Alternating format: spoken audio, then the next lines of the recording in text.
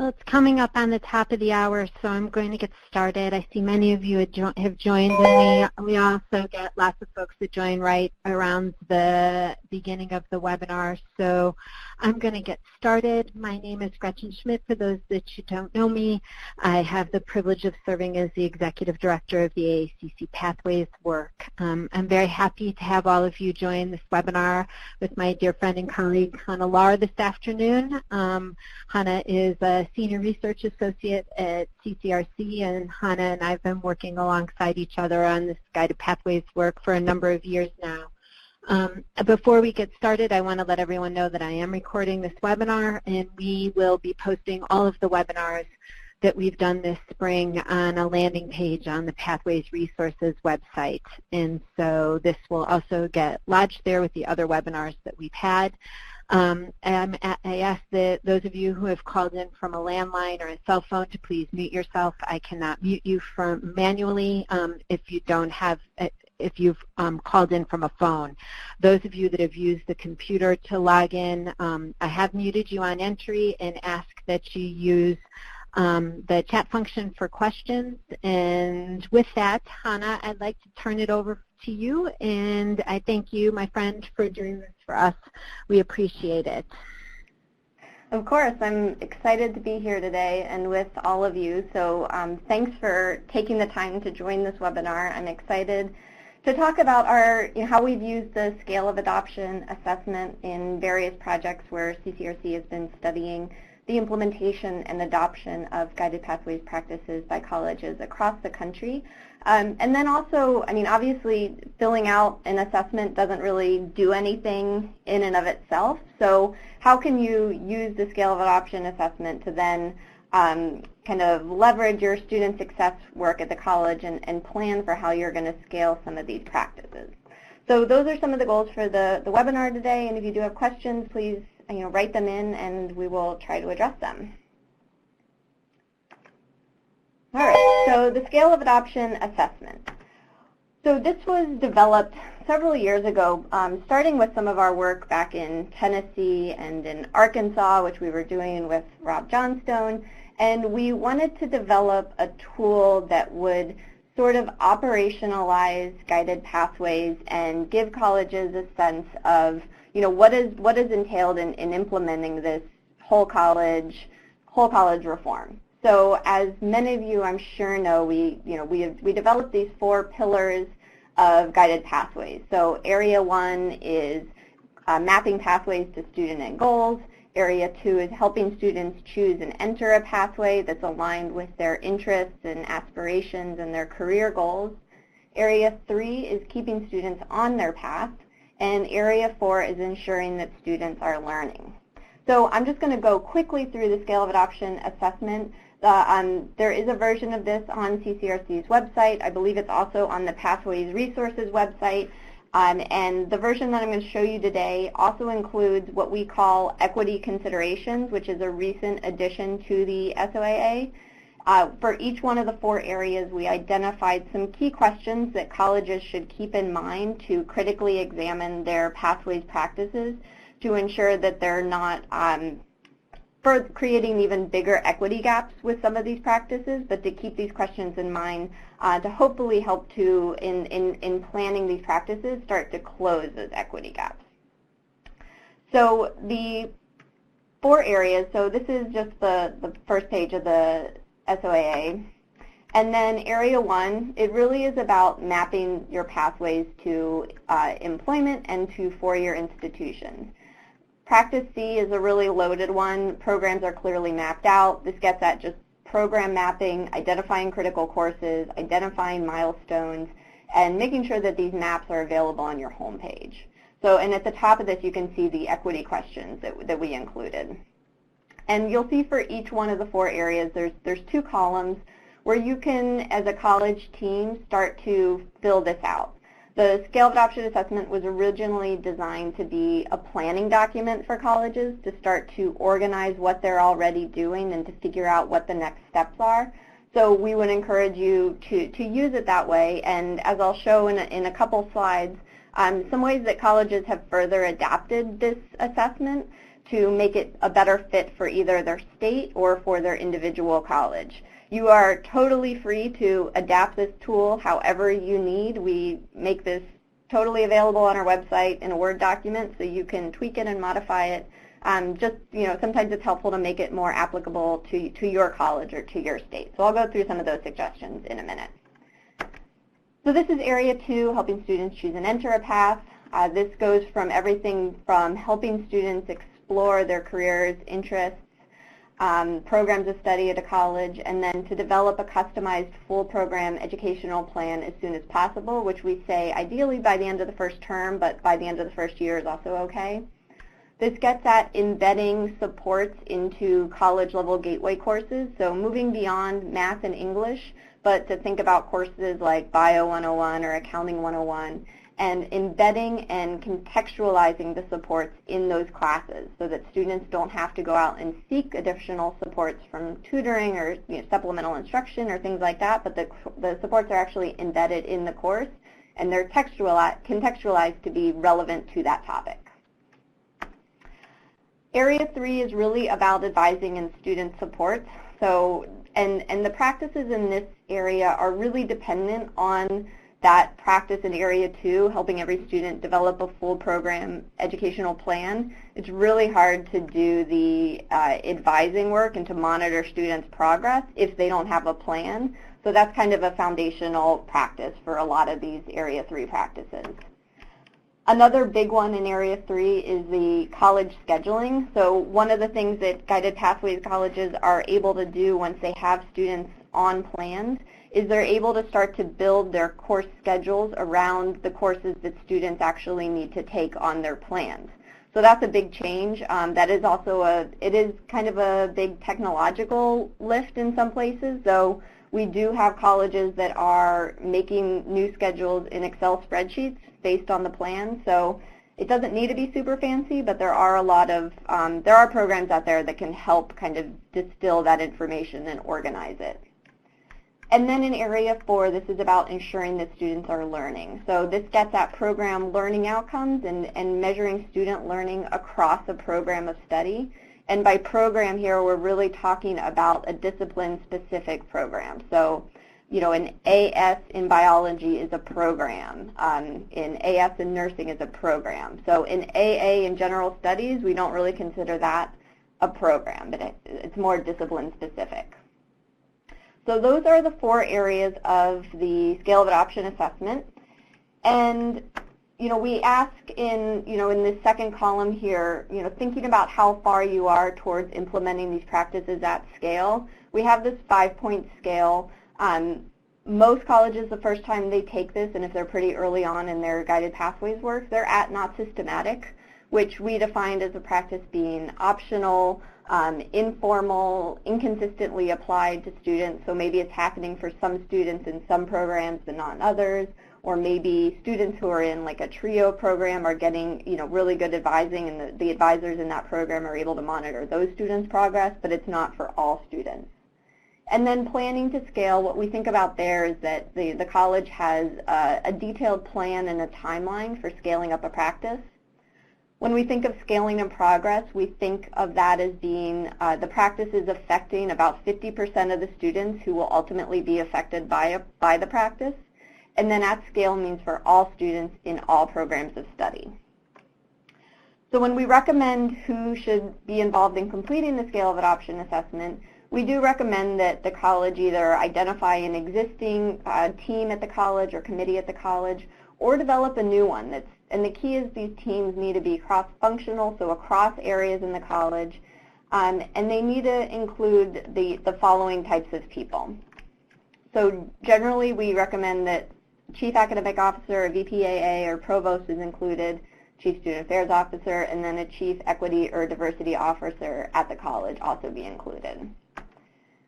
We think it's really critical that several deans are included in this process from the career and technical programs and from transfer arts and sciences type programs, and that faculty from various divisions are also included in this process. We recommend including someone who is in charge of advising, and in addition to that, several advisors or success coaches or counselors are also good to include, since they're the ones on the ground, and they have insight into how these processes are actually happening now, and what they would like to see happen eventually when these practices are scaled up. And then these four are really important. So including the registrar, we've learned that the registrar is one of the most important people involved in actually implementing a lot of these practices, especially on the technical side of things. Same with the IT rep, but these folks are managing a lot of the systems that you already have, whether it's your student information system or DegreeWorks or EAV or those types of things, and know what they're capable of and what would it need, what additional patches or whatever would you need to those programs in order to support some of the practices that you're designing. Of course, we recommend someone from IR, and it's also good to have someone from financial aid in the room as well. And then finally, this is kind of the wild card. There's people at all colleges who should be involved in this practice, who you know who those people are. So I would loop them in. Some colleges have designated guided pathways coordinators, or just other people who are really critical, or would be really critical to scaling up a lot of these practices. So I would make sure that they're in the room as well. So some questions to consider as your college is completing the scale of adoption assessment. So just thinking very broadly, this is a very broad question, but what is the college doing what is the college currently doing related to each practice? And here it's also useful to think about which students, when and in which programs are currently affected by the practice. So is it students in certain academic programs, or is it students who are involved in certain programs on campus? I mentioned TRIO earlier, that's a good example. And then when are students being affected by a practice? So a lot of advising practices, we often hear that students might get some additional support from their first semester to their second semester, or maybe just in their first semester. So thinking about when students are currently receiving these practices is also helpful in thinking about what it would take to scale it up across the full student experience. And then what people or in what departments are currently doing a practice. And the point of this is to think about who is doing it, but what can you learn from people at a college who are currently doing a practice well? Who needs to be involved in designing and planning a certain practice? And along the same lines, which external partners from universities, from local high schools, employers, etc., should be engaged in the planning, design, and implementation?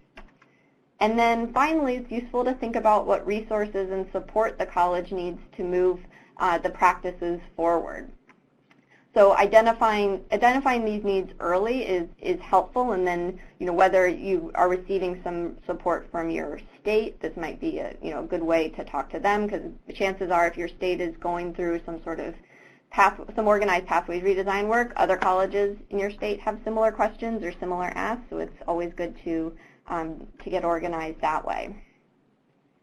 And then I mentioned a couple other recommendations that we learned from other colleges and states. So first, recruiting the cross-functional college-wide team is really critical. This can't be completed by a couple of vice presidents or maybe a couple of deans. It really has to be a cross-functional team with people from various departments at the college.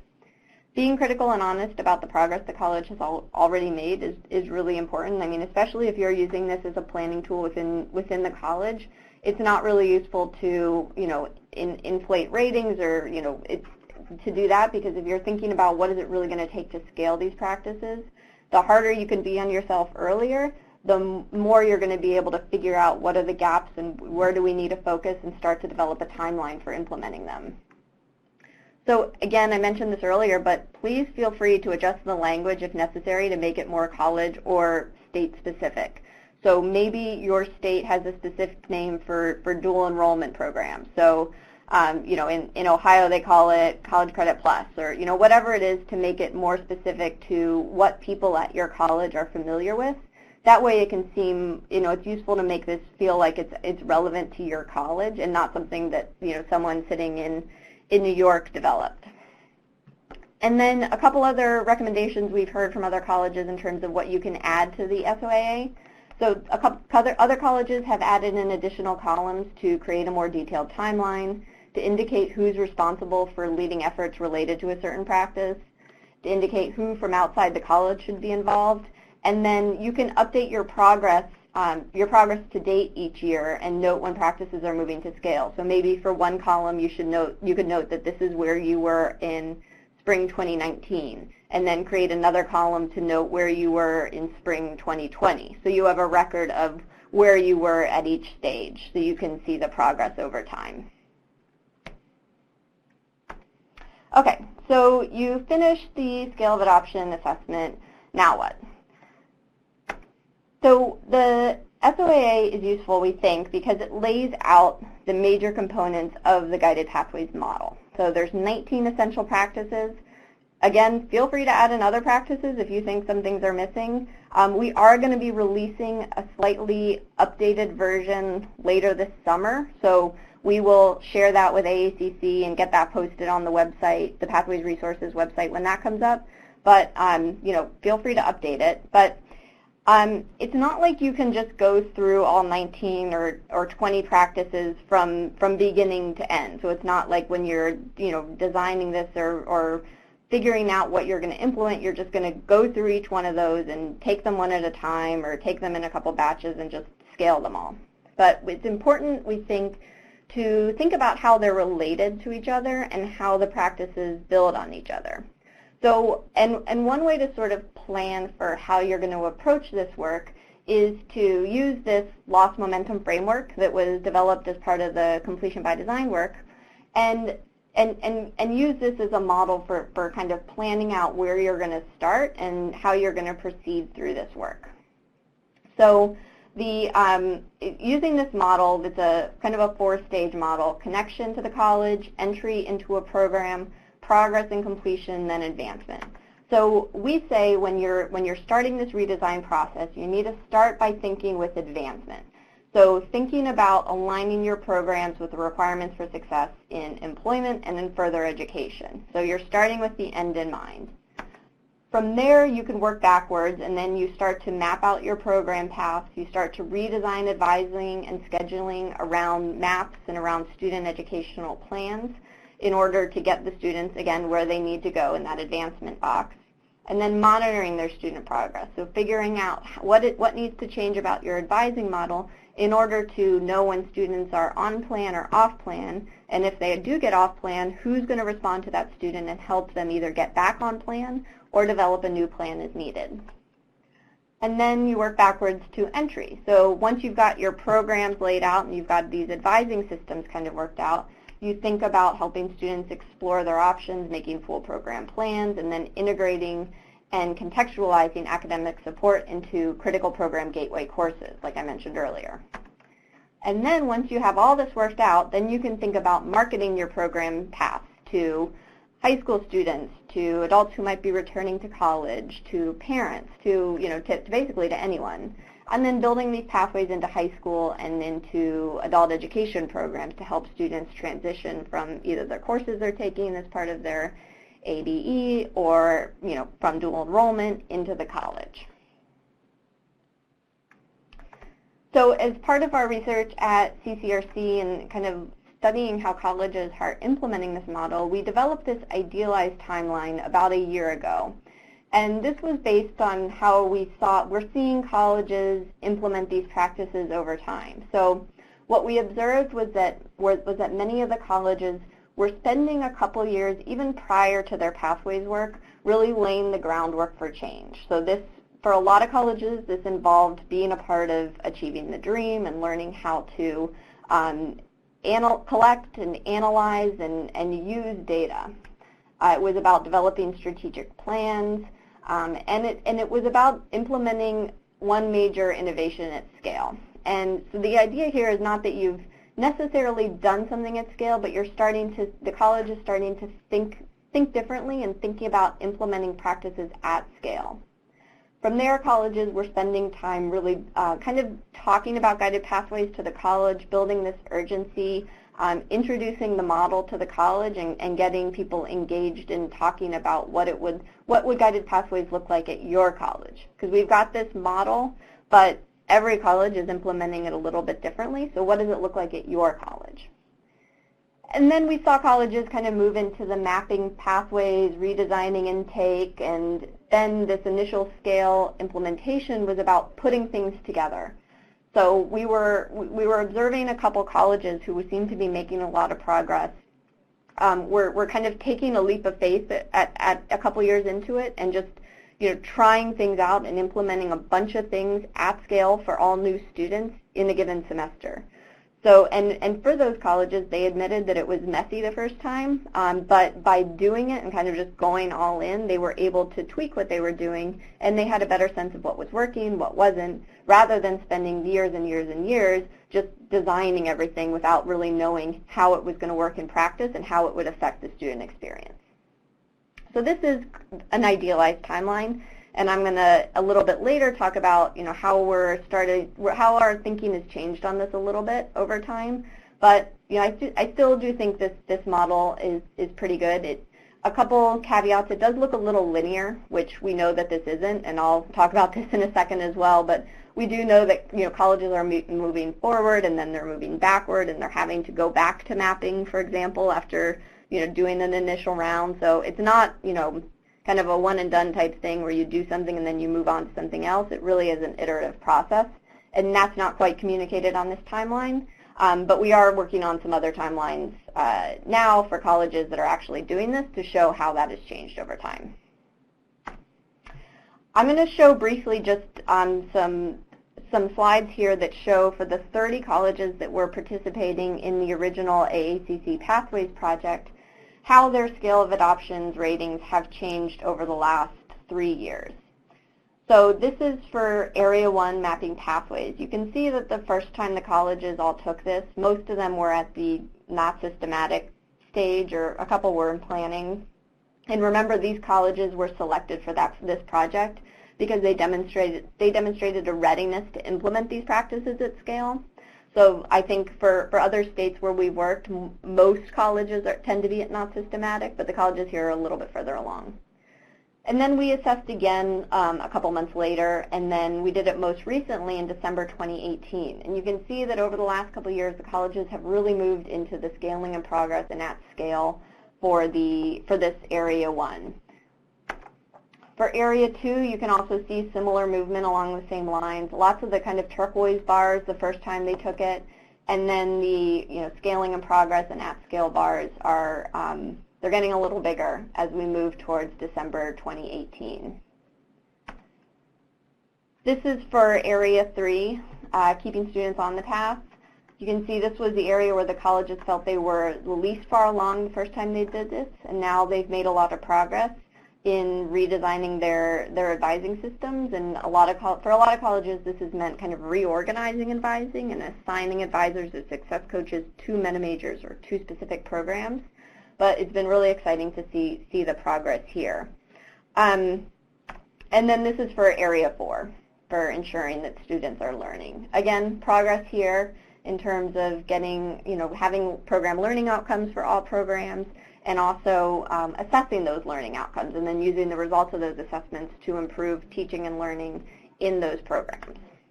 So one thing I do want to note, it looks in these graphs sort of like these colleges have been on a steady march towards being at scale over the last couple of years, but it is really critical to keep in mind that that's not always the case, and even within these colleges, but in some of the other states where CCRC has been doing work, the first time we give the scale of adoption assessment, it's usually early on in the project, and the college's understanding of guided pathways isn't always complete. Sometimes, guided pathways is, people think that's just about mapping, or it's just about one thing or another, and not realizing how complex it actually is. So we've noticed in, like I said, a couple of the states where we've been working, the second time we've administered the scale of adoption assessment, we noticed that colleges actually moved backwards on their ratings from the first time to the second time. And at first we had really no idea what was going on there. And we talked to a couple of the colleges where we noticed this happening more than others, and they told us that the second time they did it, they had a more complete understanding of what being at scale in a practice actually looked like, and how much work it was going to be to get there, and how complicated it was, and they actually realized that they weren't as far along as they thought the first time.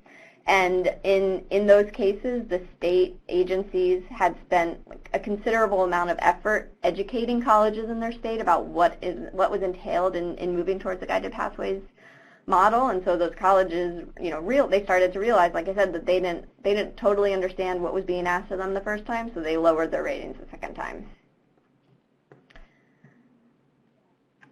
So I did mention, a lot of this work that we're doing comes from research with both the AACC Pathways colleges, but then also with colleges in these states. And, while we have the scale of adoption assessment, which has those 19 practices, what we've realized over time is that there are some practices that are sort of a bigger deal than others. So on this slide, it tries to summarize what some of the big practices in each one of the 4 areas are.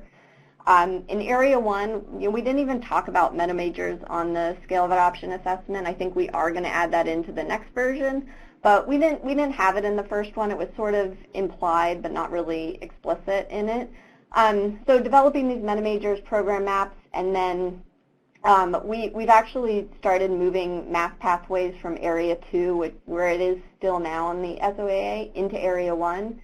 Because we think that identifying the right math course for each program is actually really critical, a really critical part of the program mapping process. So we just kind of moved it over to Area 1. In Area 2, the 3 biggies are this early career and transfer exploration and making that a required experience for all students, developing an academic and financial plan, and then integrating and contextualizing academic support.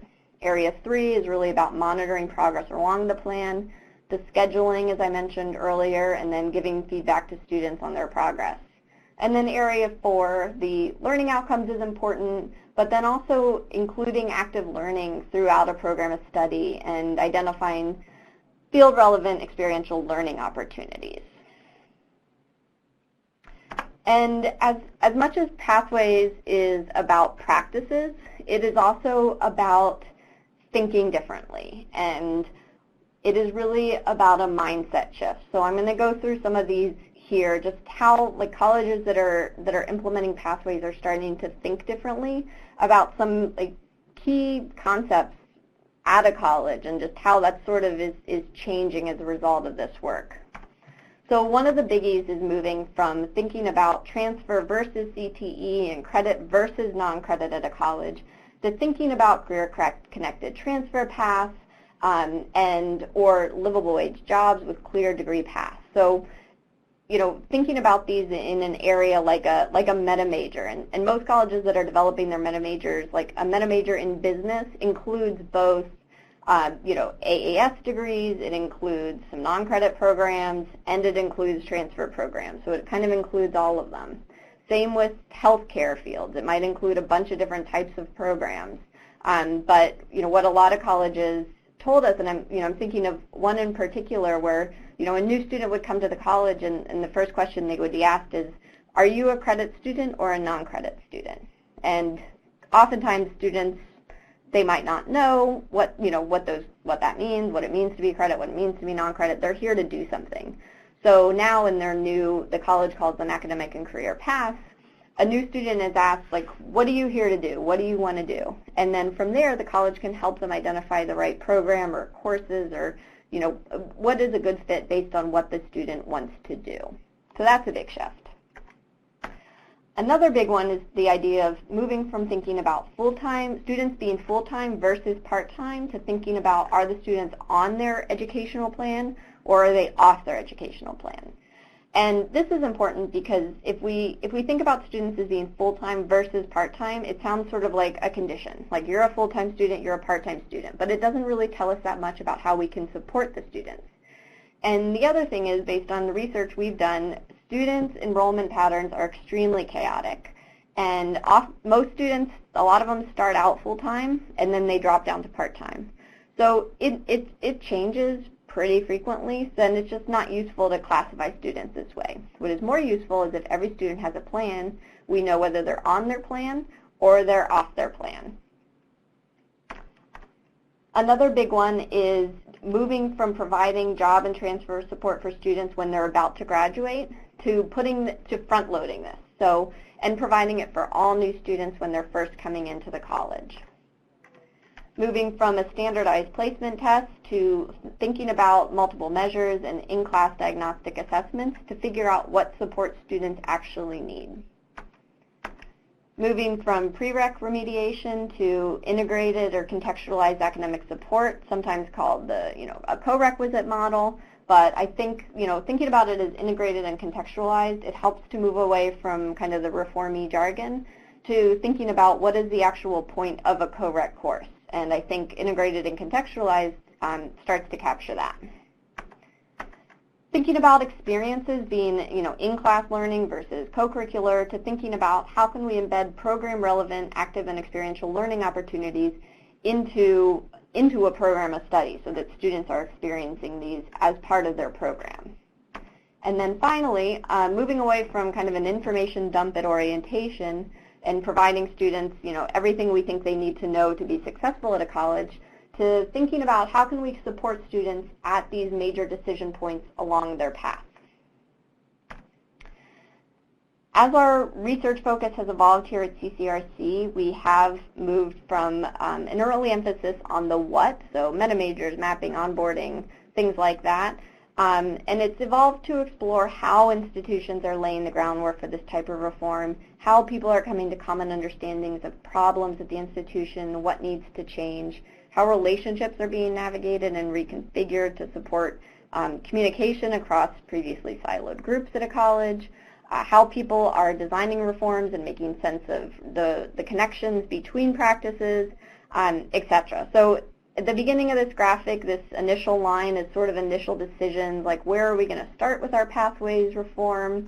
There's the line at the beginning. And then it sort of becomes this jumbled, non-linear, kind of a mess in some places. Like it's just very complicated. And what we're trying to learn now is part of research we did in the fall, and we're currently writing up some reports about this, is what is happening in this middle section. How long does this take? What does it involve? What is experienced by students at different moments throughout the implementation process? What are some strategies for institutions to better understand what happens during this process? All right. So some of the lessons that we're learning here, and this will be summarized in some new research we're coming out with soon, but guided pathways, it's sometimes often seen as kind of a big technical challenge or an organizational or a structural reform. But what we've learned is it's actually an even bigger cultural change. And a lot of this goes to the mindset shifts that I was talking about earlier, and bringing people together to work on practices and to design these practices, and people who have typically not really talked to each other much and certainly haven't been involved in working together before, but we're seeing that as part of this work, which is exciting.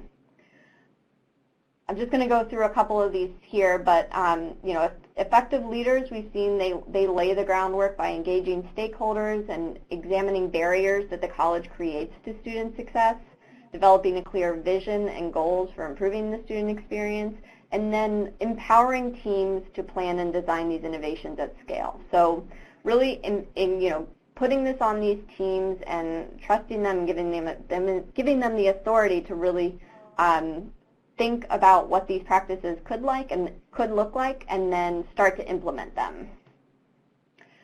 Some of the challenges we've seen, and these are probably not surprising, but creating the time and the resources for these groups to reflect, to design, plan, to provide professional development for people, in areas where maybe they need some support in order to design an effective new system. Another challenge is sustaining and institutionalizing these changes in the face of staff turnover, uncertain state policy, uncertain finances, and just kind of general exhaustion. I mean, we do hear a lot about initiative fatigue. I think that is definitely a real thing.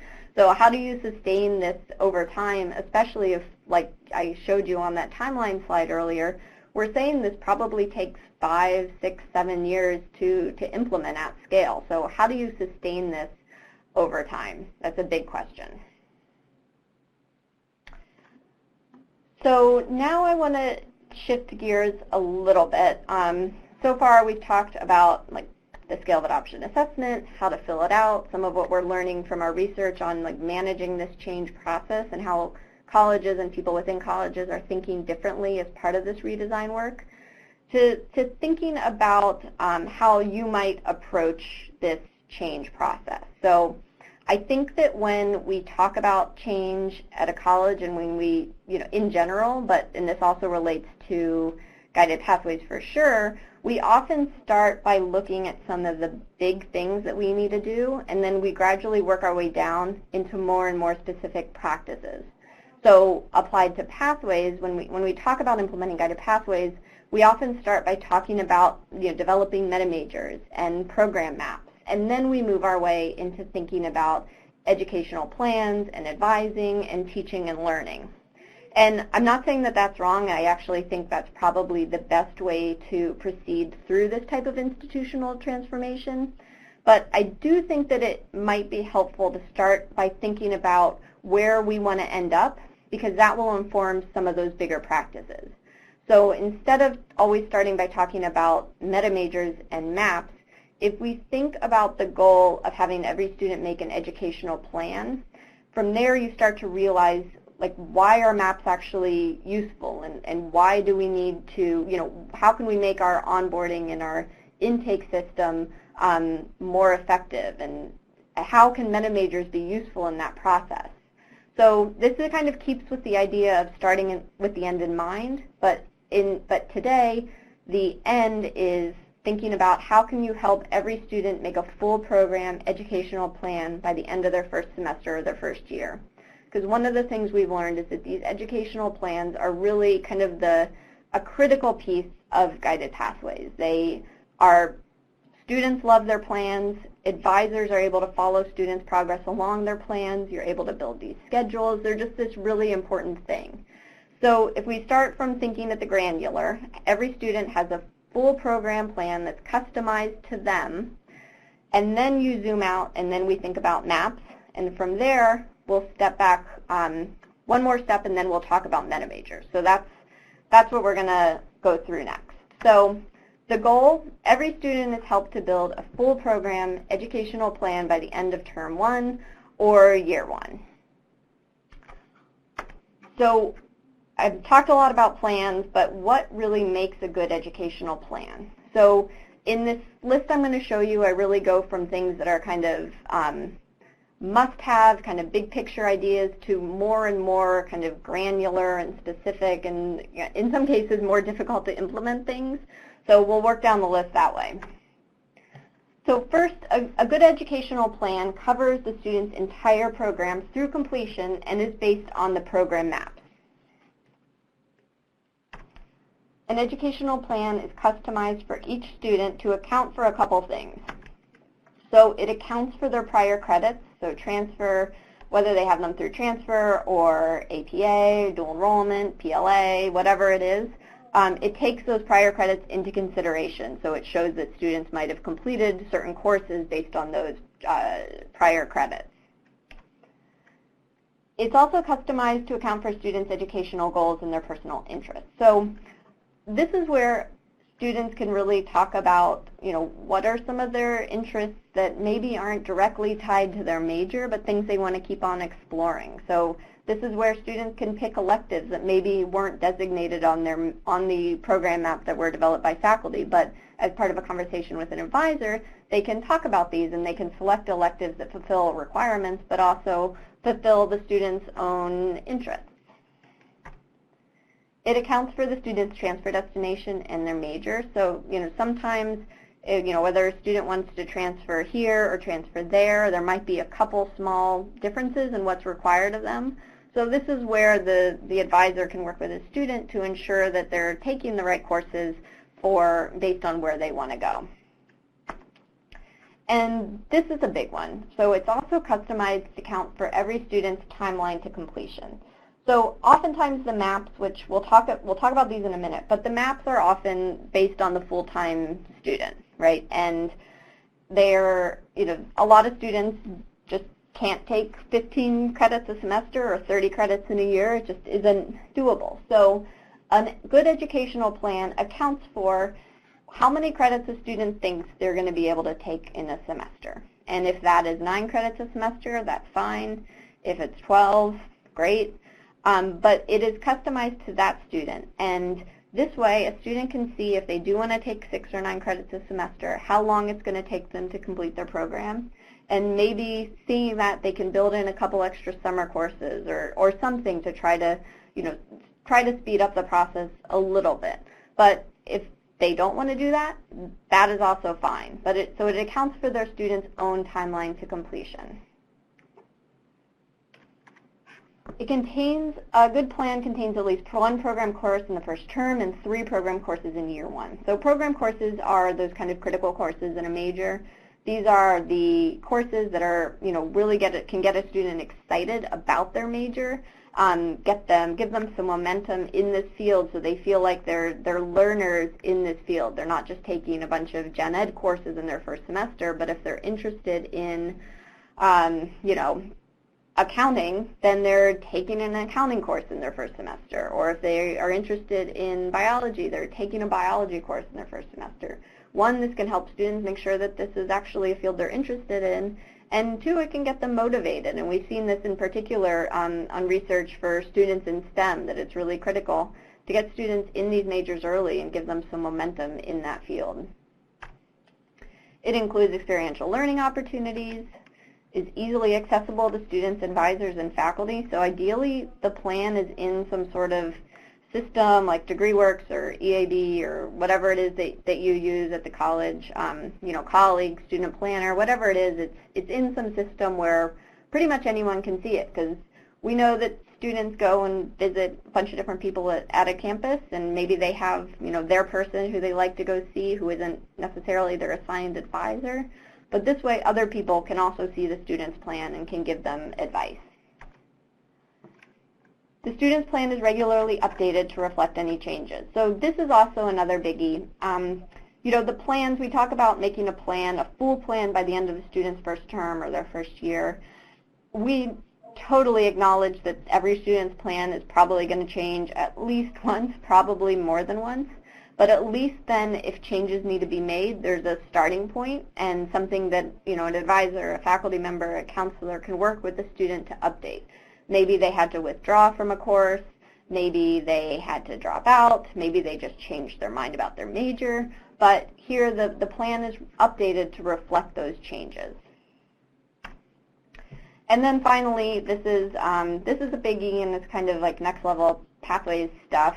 But some colleges are starting to move in this direction, is tying the plans to scheduling and registration. So tying it to scheduling really is useful, as I said earlier, for helping departments figure out what courses they need to offer in a given semester. How many sections of, Bio 101 do we need to offer in the fall semester? And they can also provide information on what time of day students need to take courses, so that the college is offering the courses when the students need to take them.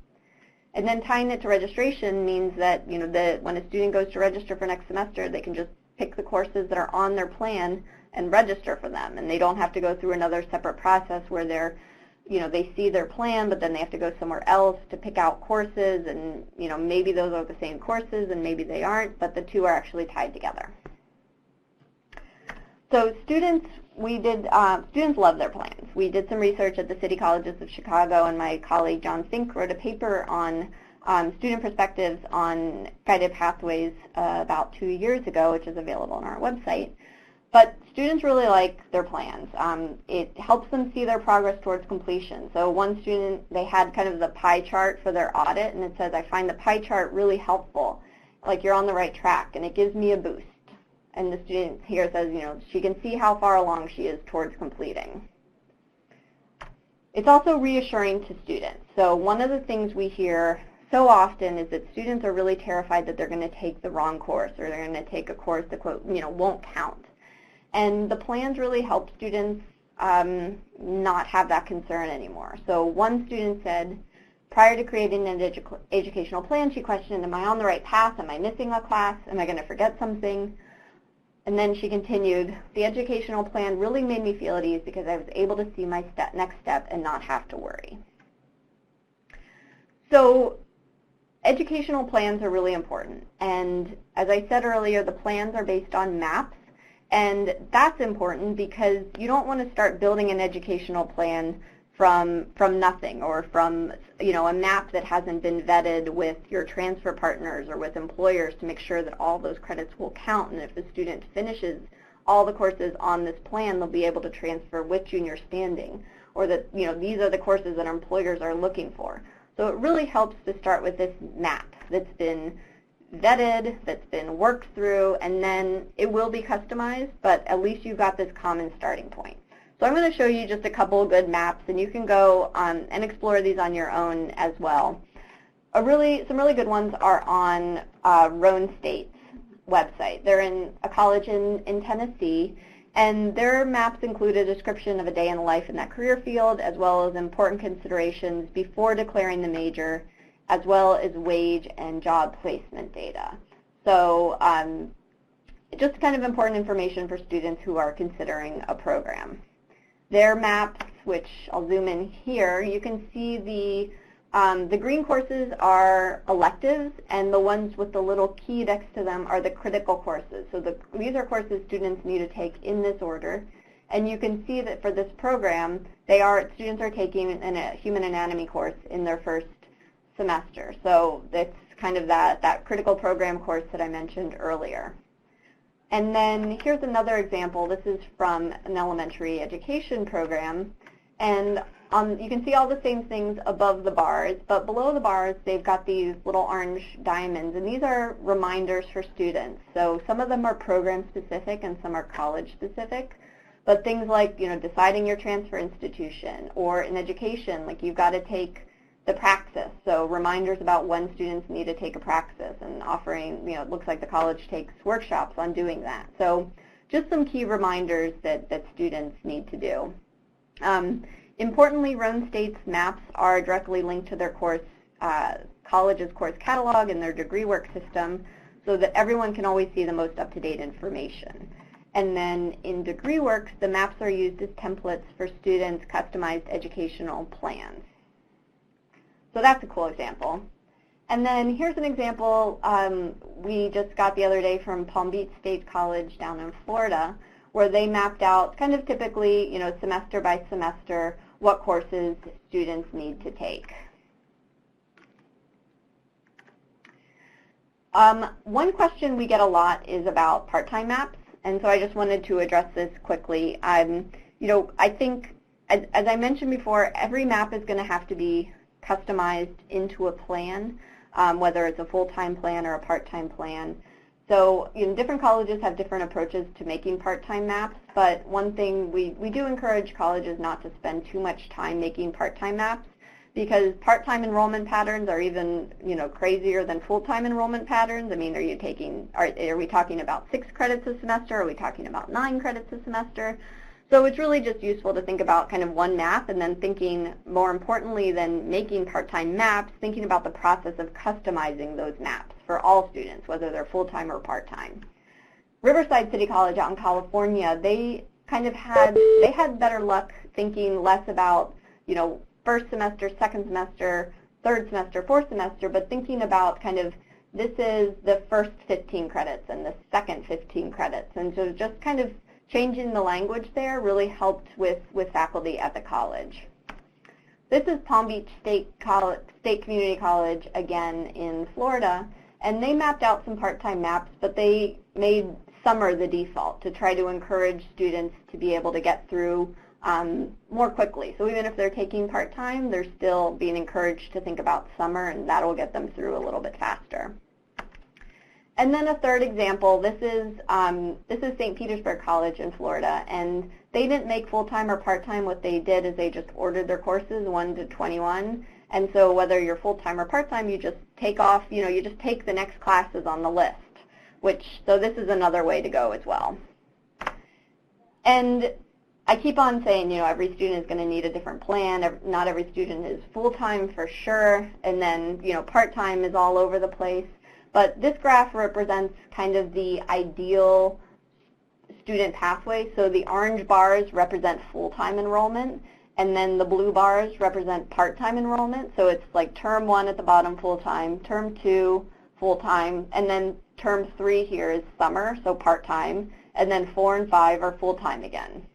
So this is kind of the ideal enrollment pattern, right? And then this is actual student pathways. So it's kind of all over the place, which just goes to the point that, you know, full-time maps, part-time maps, you know, whatever it is, the most important thing you can think about is how are you going to customize these plans?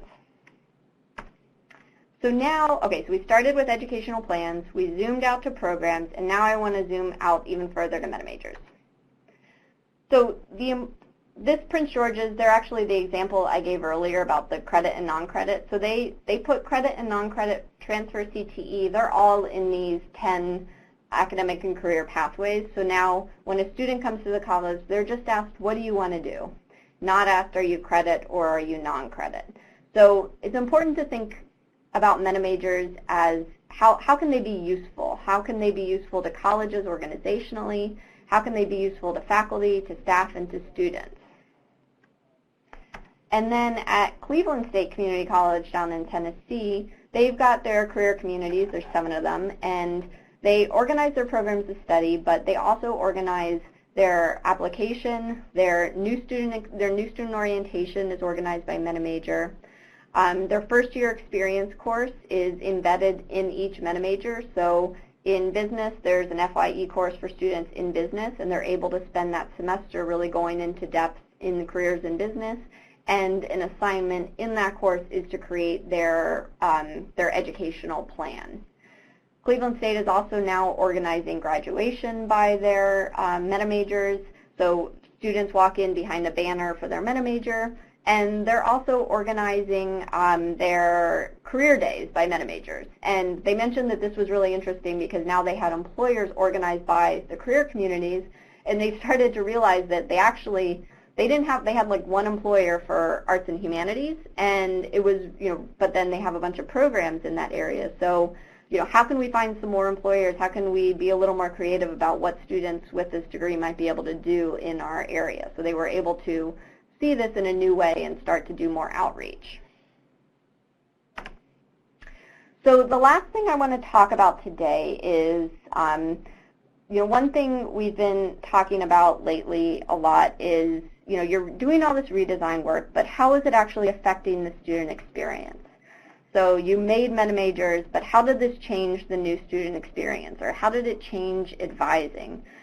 Your college made maps, but would a student know that the college made maps? Or you redesigned your website with tons of career information, but are these things actually affecting the student experience? So to close out this webinar, I'm just going to share a few strategies quickly for keeping the student experience kind of at the center of your redesign work. So moving from, this is just an example, but moving from thinking about how do students currently explore options and interests, choose a direction, develop a plan, monitor progress, to thinking about how do we want this experience to change for all students, and what special supports do particular groups of students need. And then finally, as I mentioned earlier, you know, how can we engage everyone across the college in this institutional redesign process? So one of the strategies we've seen and that we think is really an important one is mapping out the student experience as it currently is and as it should be. So when you're mapping out the student experience as it currently is, it's useful, again, to think about these 4 areas that were in the lost momentum framework that I showed earlier. You can use a different framework if you like, but this is kind of a useful and well-known one. So thinking about what is happening in each one of these stages. So for example, at connection, this might be about exploration, the application to the college, financial aid, you know, progress is advising, student supports, active and applied learning opportunities. But, you know, what is the student experience at these different points? And then it's always useful to consider how do faculty, staff, and administrators believe that students experience each stage, and then how do students actually experience each stage? So this is really important and really depends on the college maybe doing some focus groups or some surveys or just going out and talking to students about how they've experienced these processes. You could go to a first-year experience course where students just went through a lot of this and have a big focus group on what it was like for them, and try to learn how they actually experience these stages. And then how might different groups at the college experience them? Do adults, transfer students, dual enrollment students, are they experiencing them differently? So after you've mapped out the process as it currently is, it's useful to think about, what should this process be? So big picture, what's the ideal process? And then, comparing your ideal map to the one that is, the process as it currently is. Here are some sample questions you might want to ask students about their experience at these various stages, but I'm sure you can come up with a lot more detailed ones that are, more relevant or more specific to your college. And then these are just some questions for you to consider at your college if you're going through a process mapping experience. Just some things to keep in mind in terms of actually doing the maps, and then reflecting on the as-it-is map. Again, what do faculty and believe students experience? What do students say they experience? And what challenges did students experience at each stage? This is really helpful in the beginning as you're thinking about your work, but then also after you've spent like a year or two redesigning some key things, and if you think they're at scale and they're affecting all new students, go out and talk to those new students and see if it's playing out the way that you envisioned it. So that is the end of my slide. So Gretchen, if there's any questions, I can take them now, and I'm happy to stay on a couple more minutes to answer any. Thank you, Hannah. There's two questions. One Okay. is from someone from Ames Community College who's talked about they organized their Metamajors based on Colorado's CTE career clusters, so that students are, because students are exposed to them in the high school. And she asked if other colleges are doing this, and I know that in Texas with HB5 that many of the Texas colleges have crosswalked that way. I don't know if there's other states and colleges that are doing this actively. Yeah, Texas is probably the biggest one where they have their, I'm thinking like, for example, at Alamo colleges, they've got their Alamo Institutes, which align with the high school endorsements as well, and with the career clusters. I also know Wallace State Community College in Alabama, they aligned their, I think they call them pathways. They call their Metamajors pathways, but they align with the CTE career clusters as well. So I can put you in touch with, if you send me an email, I can put you in touch with them. And there was one more question about institutions that include WDCE, which my guess is the non-credit workforce stuff. Marcus, if that's right, you can put it in the chat in their program maps. And so you did talk about how Prince George's, and when we just saw Charlene Dukes a bit ago at EACC, she said she talked about incorporating their non-credit into credit into their Metamajors. And we always talk about that being a gap. I'm wondering if anyone else is doing that as well as Prince George's is. They're the biggest one that comes to mind in terms of the credit and non-credit. I would say more colleges are doing, like focusing on the, bringing together CTE and transfer programs. So if students complete like a short-term certificate, they can then, continue on for a degree. But I think and Prince George's, I think they're just sort of working this out now, and they're, they brought their credit and non-credit faculty together in these pathways, and they're starting to figure out how to build their maps with, so that students who are in non-credit can transfer, can move over and complete a degree, on the credit side. So I think there's more to learn. There's a lot more to learn from Prince George's as they go down this line. I think the more traditional technical colleges, like in Wisconsin and other places, are starting down that road too, because they have so many students that start in non-credit that they're trying to manage very deliberate paths, trying to develop very deliberate paths between non-credit and credit. I don't know anybody that has them done at scale, but I know that those those technical, more traditional technical colleges, it's very important for them to build those bridges. Yeah, I think you're right. And so there's a couple questions about part-time maps, Hannah, and okay. the institutions with high percentage of part-time students, how they get them on the map, and the difference between having them on a full-time map and a part-time map.